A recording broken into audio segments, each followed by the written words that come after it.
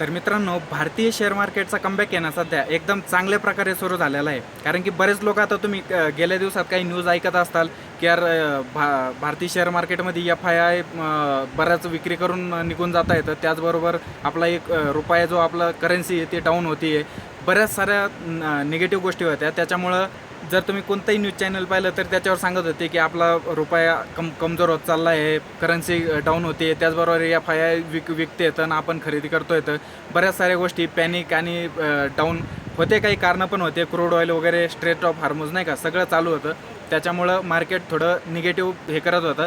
बरेच काही असे सध्याच्याला अशा अपॉर्च्युनिटीज आहेत का ज्याच्यामध्ये आपण इन्व्हेस्ट करून ना चांगले रिटर्न कमवू शकतो. आणि जे बोलत होते नाही की यार आता भारतीय शेअर मार्केटमध्ये काही पोटेन्शियल वगैरे नाही आहे, काय आता म्हणजे आपले पैसे नाही बनवू शकत वगैरे, तेच बघा तुम्ही. आता तुम्हाला आता थोड्या दिवसात तुम्हाला व्हिडिओ दिसतील की तुम्ही हा शेअर बाय करा, याचा हा शेअर बाय करा, असं तुम्हाला वेगवेगळे आता व्हिडिओ तुम्हाला बघायला भेटतील. तर मित्रांनो, याच्यामध्ये ना माझी स्ट्रॅटेजी काय आहे की मी काय फॉलो करणार आहे आणि मी काय चुकी केली त्याचबरोबर काय नाही करणार आहे. आणि मी सांगतो सगळ्यात अगोदर मित्रांनो तुम्हाला की मी 1,00,000 रुपयांचं लमसम इन्व्हेस्टमेंट करणार आहे. पूर्ण डिटेलमध्ये सांगतो. त्याचबरोबर निफ्टी 50मध्ये सध्या काय चालू आहे त्याच्याविषयी आपण चर्चा करू. त्याचबरोबर मित्रांनो, तर माझी ओळख सांगतो मित्रांनो. माझं नाव कार्तिक आहे मित्रांनो आणि मी शेअर मार्केटमध्ये गेल्या 3-4 वर्षापासून इन्व्हेस्ट करतो आहे. होतं सगळ्यांचं. ज्यावेळी मार्केट डाऊन होतं ना त्यावेळेस सगळे पॅनिक करतात. मी केलं होतं, माझी चुकी झाली मित्रांनो. पण मी माझा पोर्टफोलिओचा 80% हिस्सा विकला होता ज्यावेळेस ते चालू होतं ना, स्ट्रेट ऑफ हार्मोजचं बंद झालं वगैरे, क्रूड ऑइलच्या किमती वाढणार हे ते. तर त्यावेळेस मी पण माझा पोर्टफोलिओ सेल केला होता मित्रांनो. त्याचा पस्तावा मला आजही होत आहे. पण आज एक गोष्ट मी करणार आहे मित्रांनो, 1,00,000 रुपये मी लमसम इन्व्हेस्टमेंट करणार आहे. आणि त्या फंडचं नाव आहे मित्रांनो पारंपरिक फ्लेक्सी कॅप फंड. याच्याविषयी जर बोलायचं म्हणलं तर गेल्या 1 वर्षापासून यांनी फ्लॅट रिटर्न दिलेली, निगेटिव्ह टू फ्लॅट. तर आणि तुम्हाला माहिती पारंपरिक फ्लेक्सी कॅप फंडची काय खासियत आहे. कारण की जर बघितलं त्याचा 10-15 वर्षाचा ट्रॅक रेकॉर्ड बघायला भेटेल तुम्हाला. आणि कन्सिस्टन्सी चांगल्या प्रकारे मॅनेज केलं जातं. फंड मॅनेजर जर बघितलं राजीव ठक्कर, तुम्ही त्यांच्याविषयी पण हे करू शकता. तर चांगल्या प्रकारे फंड आहे मित्रांनो. मी माझं ओपिनियन सांगितलं की मी काय करणार आहे. त्याचबरोबर जिथं मला अपॉर्च्युनिटी वाटेल तिथं मी इन्व्हेस्ट करणार आहे. थोडं जे काही अपडेट वगैरे असेल ते मी तुम्हाला सांगतच राहील. त्याचबरोबर जर निफ्टीचं जर प्रिडिक्शन पाहिलं तर आज निफ्टी पहा, सेन्सेक्स पहा, त्याचबरोबर तुम्ही बँक निफ्टी पहा, कोणतंही सेक्टर पहा. आणि जर तुमचेही पैसे जर सध्या मार्केटमध्ये असतील इक्विटीमध्ये तर तुम्ही पहा, जवळपास 90-95% शेअर तुमचे आज ग्रीनमध्ये दिसतील, प्रॉफिटमध्ये दिसतील.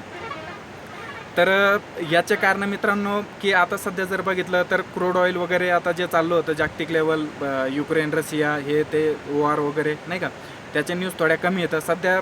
इन्व्हेस्टरला आणि बाकी म्हणजे मार्केटला असं वाटायला लागलं आहे की आता सध्या थोडं स्टेबल झालं आहे वातावरण. जे जादाच पॅनिक टाईप सांगत होते ना, आणि जे तुम्हाला सांगत होते यार आता भारतीय शेअर मार्केटमध्ये काहीच नाही होणार, याच्यामध्ये इन्व्हेस्ट नाही भेटणार, तुम्ही फॉरेनमध्ये इन्व्हेस्ट करा, हे करा.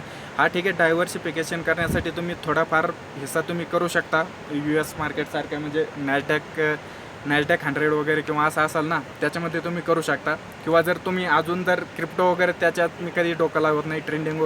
ट्रेडिंग वगैरे जे असेल त्याच्यामध्ये मी कधी काही हस्तक्षेप करत नाही. कारण त्याच्यामध्ये यार मी 10 जणांसोबत जर बोललो असलो तर 9 जण ते 10चे 10 जणांनी लॉसच केलेला आहे मित्रांनो. कारण त्यासाठी टॅलेंट पाहिजे, पेशन्स पाहिजे. त्याचबरोबर ट्रेड कधी एक्झिट करायचा, कधी घ्यायचं जमलं पाहिजे यार. कारण की यार मेहनतीचे कष्टाचे पैसे असते आपले एकदम असे अचानक उडून म्हणजे जुगार टाईप त्याच्यामध्ये काही नाही मित्रांनो.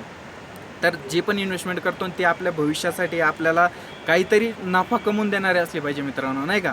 नाहीतर मग झाले 10,000चे 15,000 केले आणि दुसऱ्या दिवशी 15,000चे झिरो खतम नील, त्याला उपयोग नाही मित्रांनो. थोडे इन्व्हेस्ट करा, चांगलं सगळे फंडामेंटल वगैरे पहा शेअर मार्केटमध्ये जर तुम्ही इन्व्हेस्ट करत असाल खास तर. बाकी FD वगैरे ते ऑप्शन पण आहे, तर ते सगळं मी तुम्हाला या चॅनलवरती सांगत राहील. तरी पण मित्रांनो सध्या तरी माझं पर्सनल मत असं आहे मित्रांनो की जे मी फंडमध्ये 1,00,000 रुपये इन्व्हेस्ट करतो आहे पारंपरिक फ्लेक्सी कॅप फंड, त्याची पुढील वर्षामध्ये कमीत कमी, आता मी ॲक्सेप्ट हे तर नाही सांगू शकत तुम्हाला की किती रिटर्न देईल किती नाही, पण एक सांगू शकतो मित्रांनो की गेल्या बऱ्याच दिवसामध्ये त्या या फंडने झिरो रिटर्न दिलेली, म्हणजे 1 वर्ष किंवा 1 वर्षापेक्षाही जास्त दिवसामध्ये. आणि याची डिसिप्लिन या फंडचा खूप चांगला, म्हणजे पर्सनल मला खूप म्हणजे रिस्क मॅनेज जर बोललो ना आपण, तर चांगल्यापैकी याची रिस्क मॅनेज केली जाते.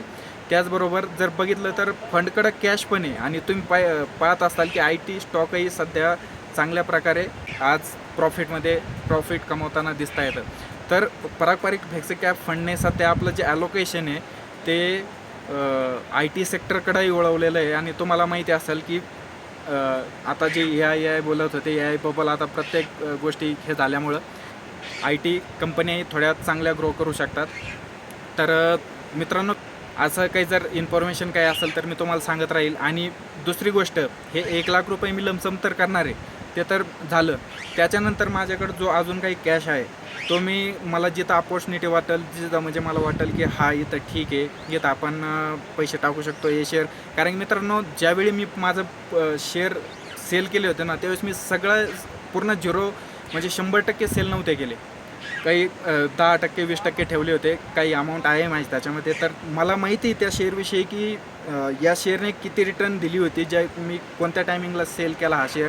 म्हणजे मी जर ते शेअर जर होल्ड केले असते तर अजून चांगल्या प्रकारे नफा मी कमावला असता. तर बऱ्याच गोष्टी असतात मित्रांनो, प्रत्येकाकडून चुका होत राहतात. तर मी एक चुकातून शिकण्याचा प्रयत्न करतो आहे. आणि तुम्ही पण जर इंटरेस्टेड असाल तर चॅनलला सबस्क्राईब करा मित्रांनो, कारण बऱ्याच काही गोष्टी हेड टू हेड आपण शेअर करत जाऊ. ठीक आहे, थांबतो.